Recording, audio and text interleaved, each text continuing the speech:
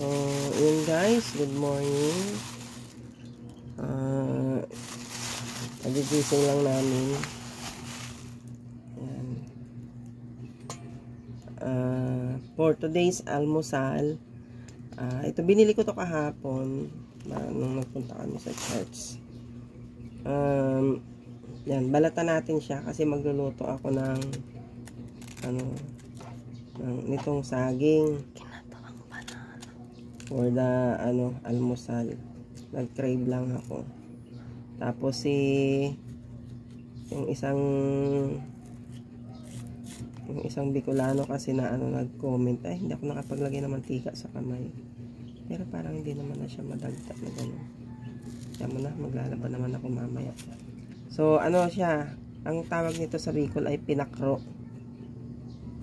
Tapos, ang tawag nito sa Tagalogan sa Quezon ay binagkat. Ayan. Balatan lang natin siya.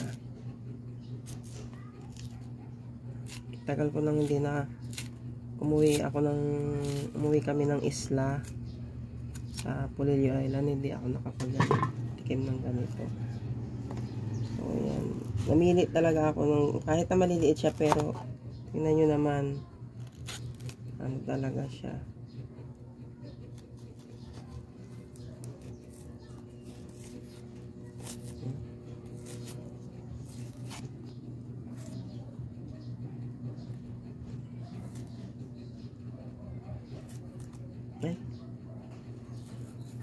Huwag na siya eh.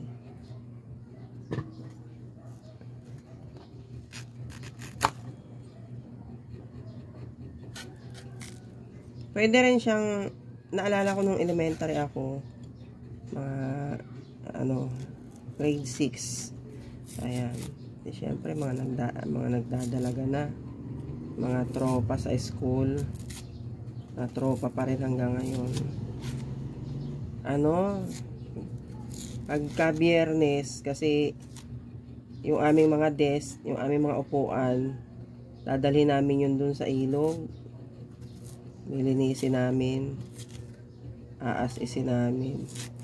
Yun, nagpaplano na kami ng mga kaklase ko na gaganito para pagkatapos o kaya pag-araw ng Sabado, para hindi kami ni sir. Ayan. Doon kami nagluluto sa Boy Scout talaga, Girl Scout. Luluto kami dun sa sa ilog yung ganito.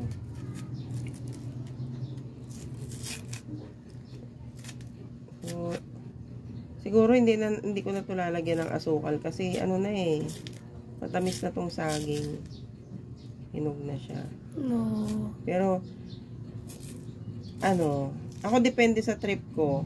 Kayo guys, anong gusto nyo? Yung maniba lang, yung hinog, or Ako gusto ko ganito lang. Kasi manamis-namis lang siya. Pwede ko sana itong lagain, pero ang usapan namin ng anak ko, yun nga. Pinakro.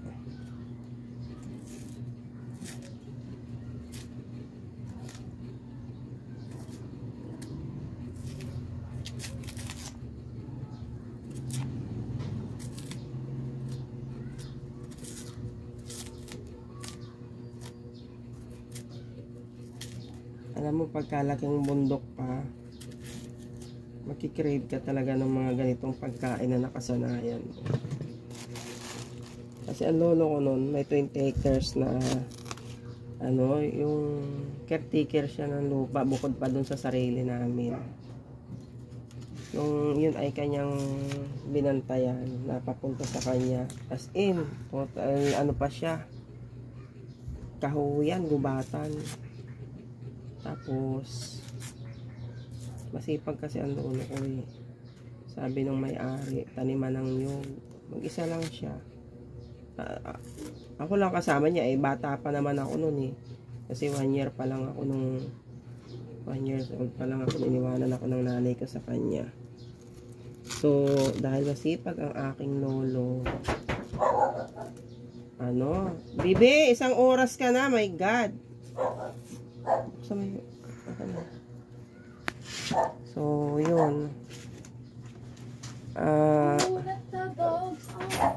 Ang dami niyang tanim na ganito.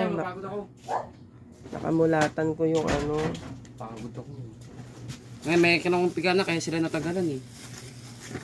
Oh, diniretso na nila ng ano para... Ba't may ano ko sa bibig? Ano yan? Hawakan mo to. Asan yung ano? Ayun o. Asan yung ano niyan? Wala na. Ito na yun. Ay, nako. Di na sila bibigay. Pinipiga na nila. Kulang yan. Nagpiga na sila para sa'yo. Tapos, Papagod ako sa mupay. namulat ako na marami kaming ganitong tanim. Ay, nabahala ko dyan. Yung ang lalaki pa ng ano ng saging. Yung 1 peraso talagang busog ka na. So, sa dami ng tanim ng lolo ko ng ganito, ng saging. Marami ang nakikinabang sa lawak. Actually, hindi naman niya lahat na ano yung 20 hectares dahil malaki. Tapos, pag-iikot kami dun sa Niugan, gaano kami ng binibisita namin yung mga saging kasi yung sabi na hihimusuan. Yung tatanggalin na yung ano, yung banana flower para ano siya. Naku, minsan makikita mo inubos na ng unggoy, ng ibon, ng kung ano-anong mga kasama namin dun sa ano, sa farm. So, kaya ako lumaki ako na hindi ako rice eater. Kasi ito yung nakalakan kong ano, sabi ng kwento ng aking lolo at natatandaan ko na rin nung medyo malaki na ako. May palayan kami ng lolo ko.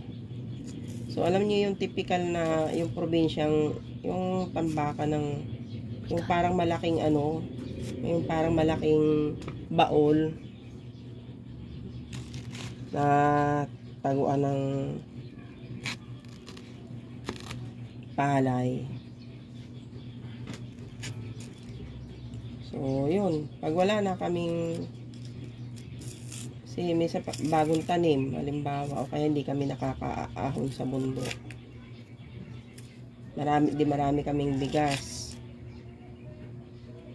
Pag wala pa kaming ano, yung kamote, root crops. Tapos, siyempre, matanda na yung lolo ko, tinatamad siyang mag-ikot sa Niugan para maghanap ng saging. Yung bigas namin, pinamamalit niya ng kamote, ng San Fernando, yung tawag kasi dito sa Maynila nung San Fernando, gabi, yung nilalagay sa pangsigang. San Fernando pala tawag. San Fernando yun eh. San Fernando. Kamuting kahoy, ganyan. Yun. Yung bigas namin, pinamamalit niya ng gano'n kasi hindi daw ako makain ng kanin. Kaya, kahit hanggang ngayon pagka kaya mo uwi ako sa probinsya, sa mga kamag-anak din namin na nakakaalam ng aking aking sekreto. Hahandaan nila ako ng ito. Kaya, sa mga pamangkin daw, wala yung bisita na hindi sila namumroblema. Kainan lang nila ako ng kamote, saging. Okay na. Kasi ito kahit wala kang ulam so yan. Buti na lang itong anak kong lalaki nagmana sa akin, kasundo kami sa ganitong pagkain.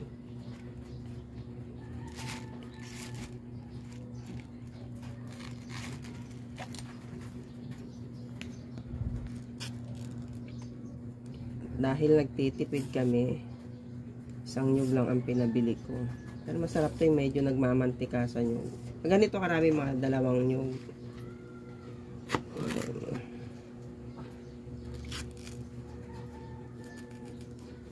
Shout out sa mga nakakaalam nitong pinakro, mga Bicolano out there. May nakita ko na yung victory. With you. Iniba na. Iniba na. Victors in Christ. Tapos, ano pa nga yung isa? Dalawa yun eh. Yung mga saging namin no, nahihinog na sa puno eh. Bilang mo na pala yan.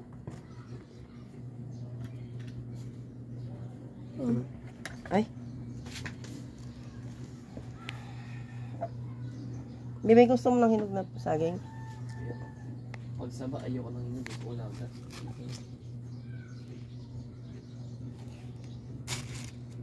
Hindi rin ako marunong kumain ito nung bata. Ay, ayoko rin siya ng hinog.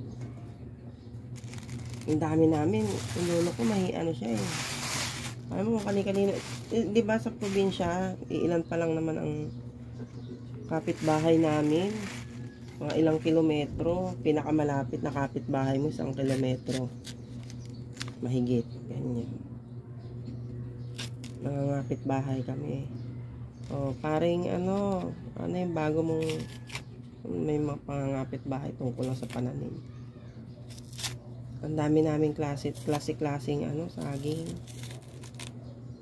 Pati yun sa kamuting kahoy, iba-ibang varieties.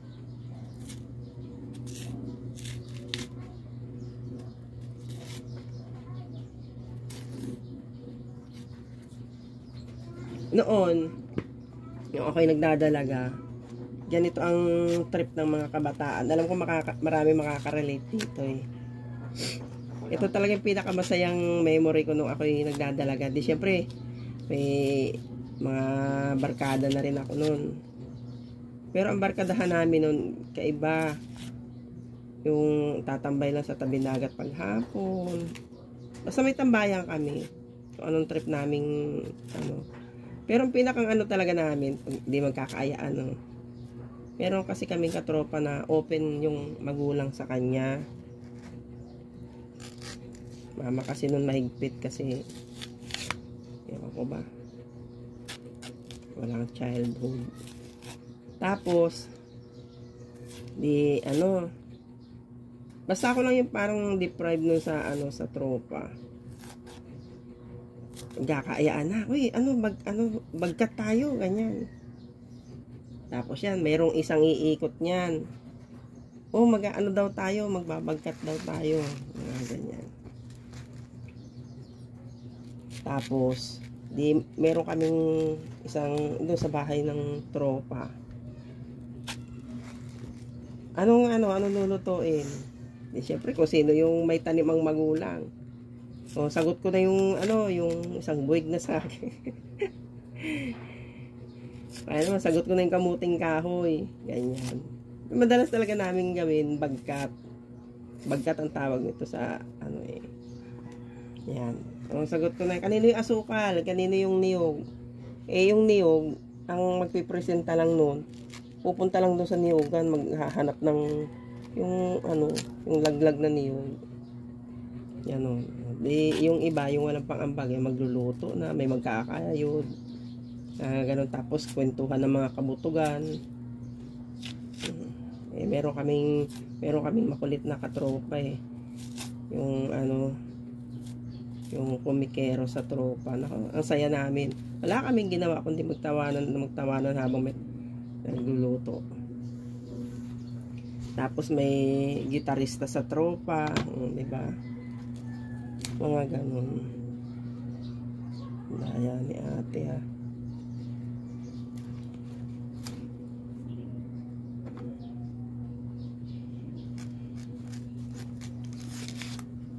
Tapos kasi noon kami palang tabing dagat kasi ang aming location. Kami palang ang bahay doon. So may cottage. Tapos dalaynayan yung ang ganda ng view. May mga memories na ganun.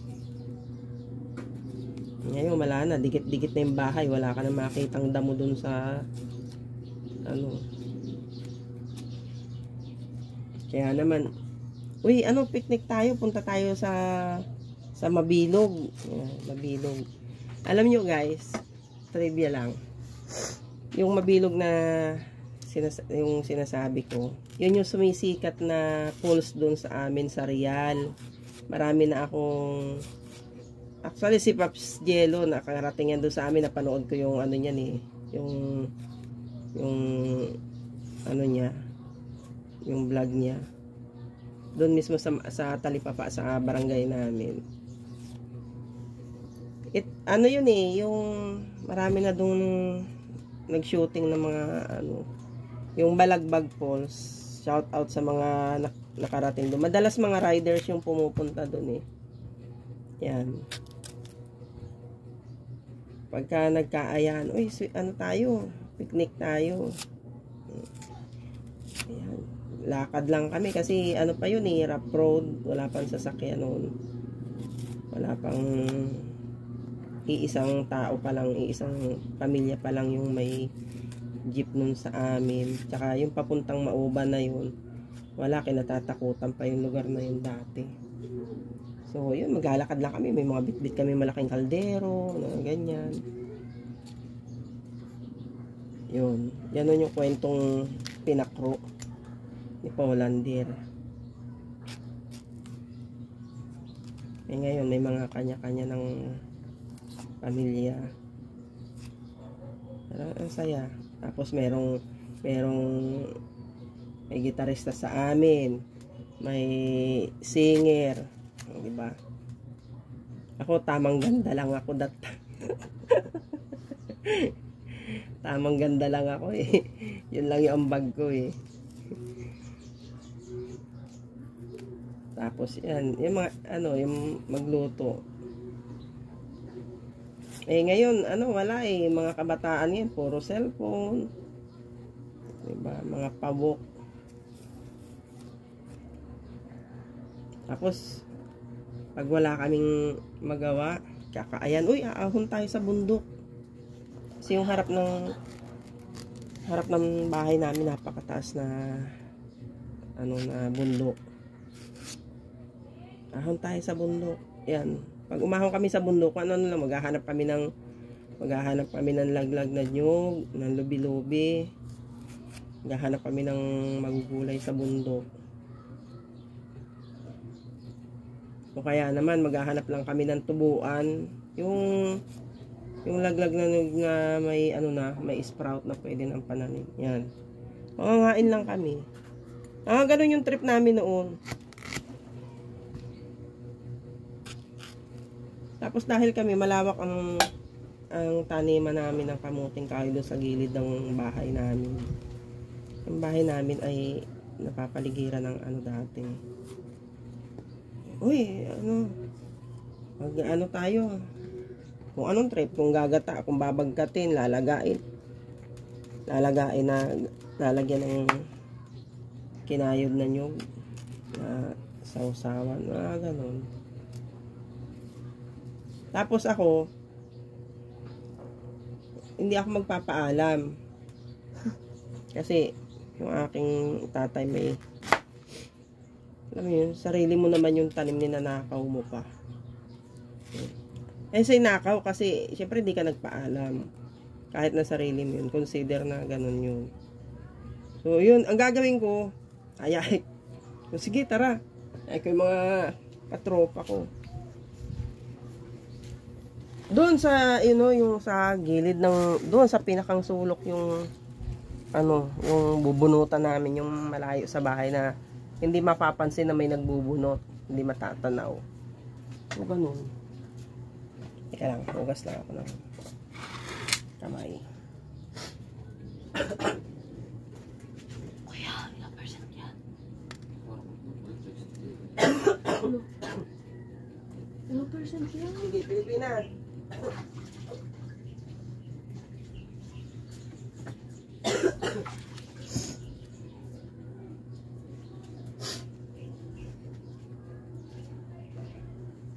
Tapos, ganito ang gagawin natin. Hatiin lang natin siya sa hatiin lang natin sa 4.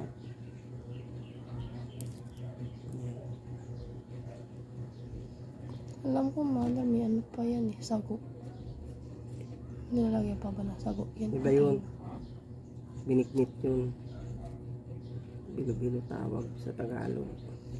Ano ang tawag? Ito pagkaing bundok to. Iuwi namin na Tatay Boy. Ano ang tawag doon? May saging din.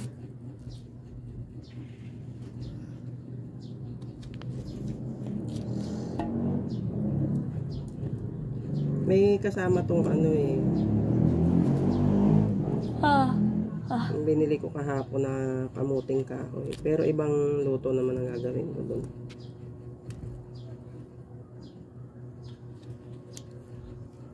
Pilipina, ano ba yan? Ganda nga eh.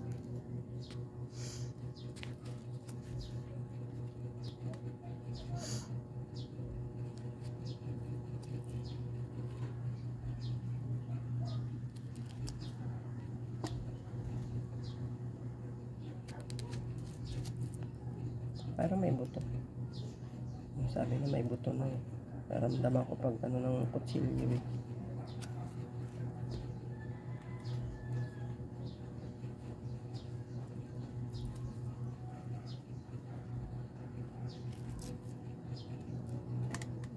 Kami nung ano, bali siya yung kaibigan ko talaga nung elementary kami, lalo na nung grade 6 kami.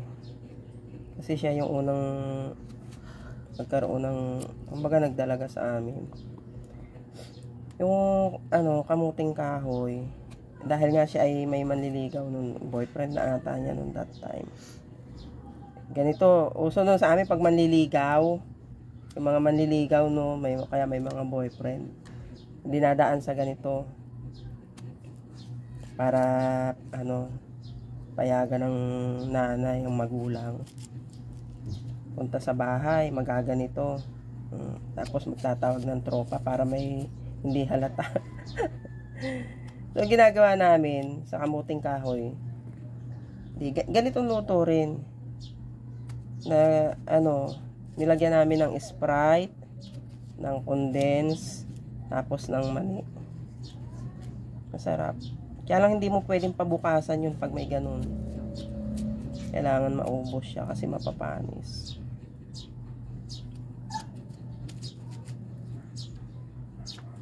Matalas yung kutsilyo guys, kaya dahan-dahan ko lang.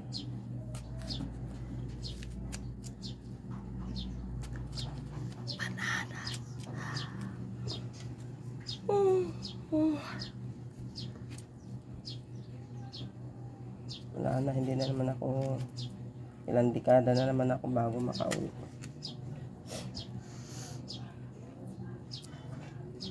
Kasi kung darating na buwan mag-a-apply na ako eh.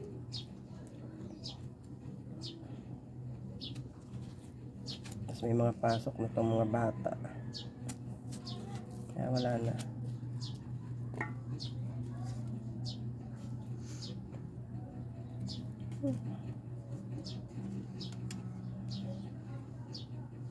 Yung anak kong lalaki, yun yung mahilig kumain sa ano, mga ganito. Magkasundo kami sa pagkain. Hindi ako namumroblema ng ipapakain sa kanya.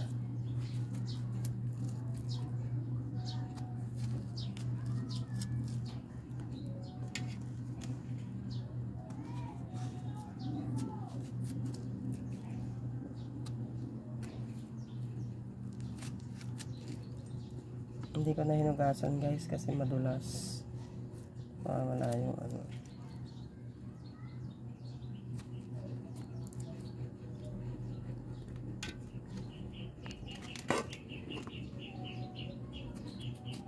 Marami-rami na rin to.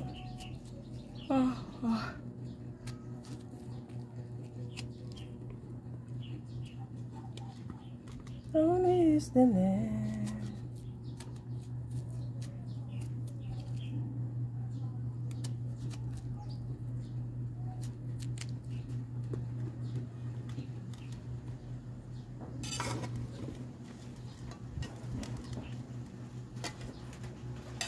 Oh, malambot na yung iba. Tunog na talaga. Pero kahapon hindi pa naman yung ano. Hinog talaga. Kaya gusto ko yung verde pa talaga yung bibiling ko eh.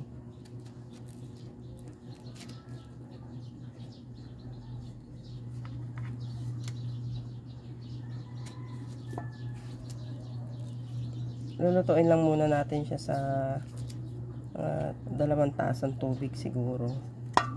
Tapos pang pinali yung gata pagka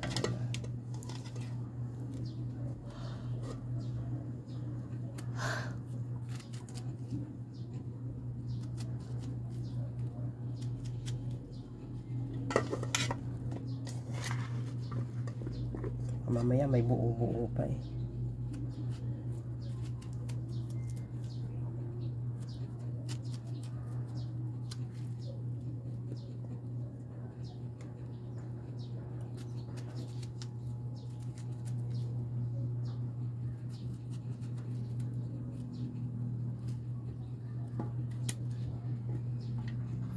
Who is the man? Diba? Meron pa.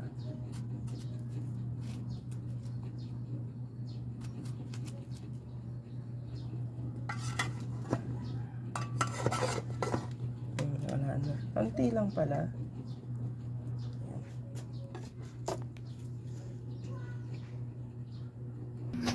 So, ayan. Nakasalang na.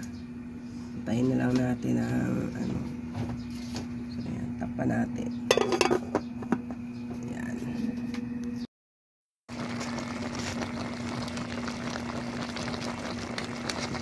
So, ayan guys.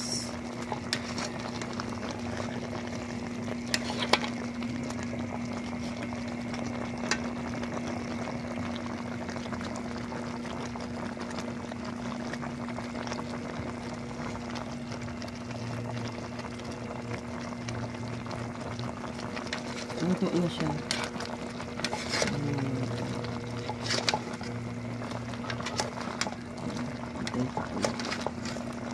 Tapos lagyan natin ng kaunting asukal para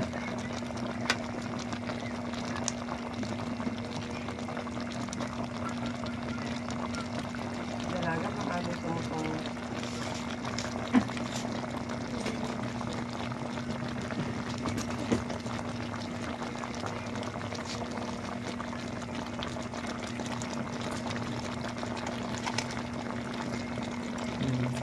Ganyan lang karami.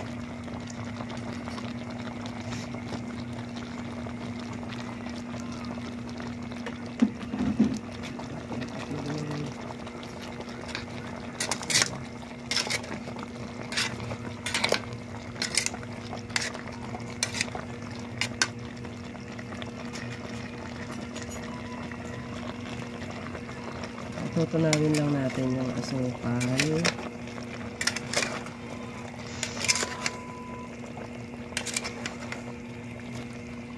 Let it simmer. Ito na siya.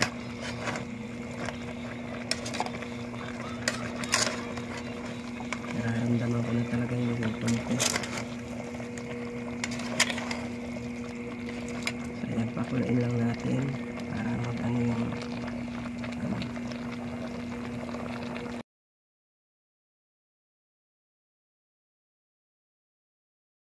So, ayan. Luto na siya, guys. Wala nang natuyo na yung ano, sabaw. Ayan. Woohoo! Dali lang naman. Sobrang dali lang yan lutuin. Diba? Ano ng pinggan?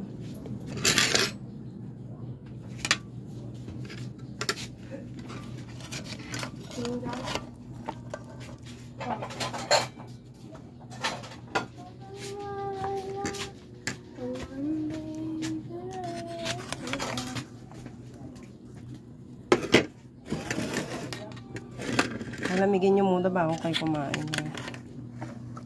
Masarap po pag malamig.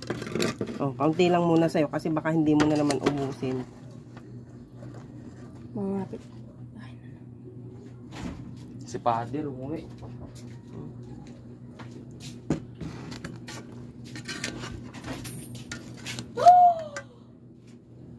So, ayan.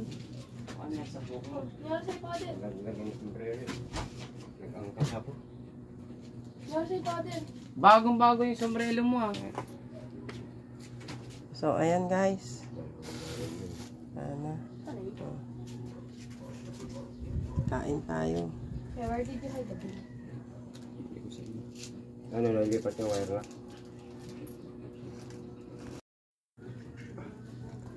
Ayan, kain tayo guys. Kain tayo guys. Sarap. Sakto lang yung 2 kutsarang asukal na nilagay ko. Wala na lang. Parang may asin to.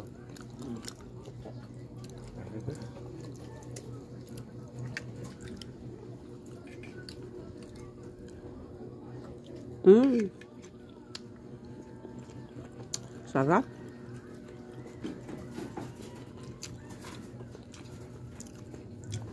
Cravings satisfied.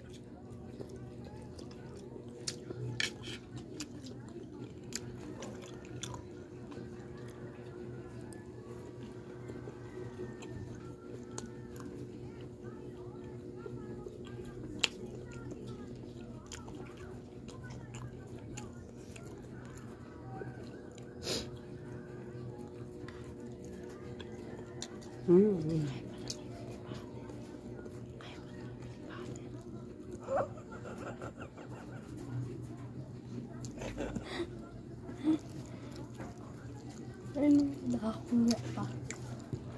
Ano ka? Bubugin kita din ako. Ang sarap nilaga. Gusto mo? Kaso matigas yung Ganito ka lang. ito matigas. Pero kung sobrang Yan ang lambot- tamang ano niyan. Kung sobrang lambot din masarap. Oo, maasim na kasi pag hinog.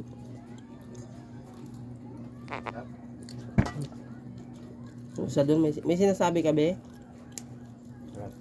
2 piling nga lang yung nabili ko. Yun. Sabi ko, di masarap. Wow! Kaya pala yung pinggan mo umaapaw. Makapaw, kulang na kulang. Hindi daw masarap, tapos nagre-reklamo yung... Talaga meron pa? Ito, pwede mo na. Ano, sabi ko sa inyo guys eh. Reklamo yung anak kong lalaki. Dinamihan ko na nga yung nilagay ko sa pinggan niya. Nagre-reklamo pa siya, kulang daw.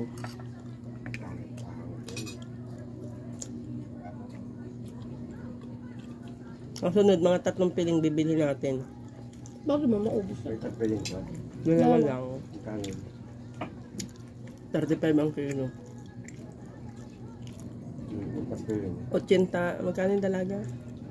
55 dalawa. Hindi, 85. 85. Dalawa.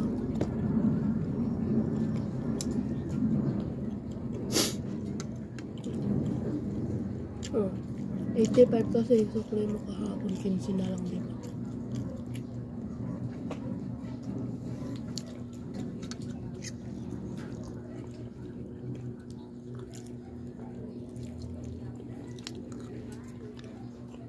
Kung kumakain na, kamama ko na, kalalaya mo ko na, kaya ako. Tapos ako magbabayad ng kuryente. Bayad ako kuryente. Magbabayad ako kuryente. Kumain mo yan ang babayan, hindi ka kasi ako yun. Ka magbabayad, mother? No. Magkakatas kayo eh. Dapat. Ako nga dapat magbabayad eh. May bibilhin ako sa latex. Ako nga dapat eh. Huwag ako ever eh. Mag-miss and match pa nga ako. Joke lang. Ano? Lang akong pere. Kasi sunod yan. Hindi mo kayo pinagmagagamot ako, pero lang ko.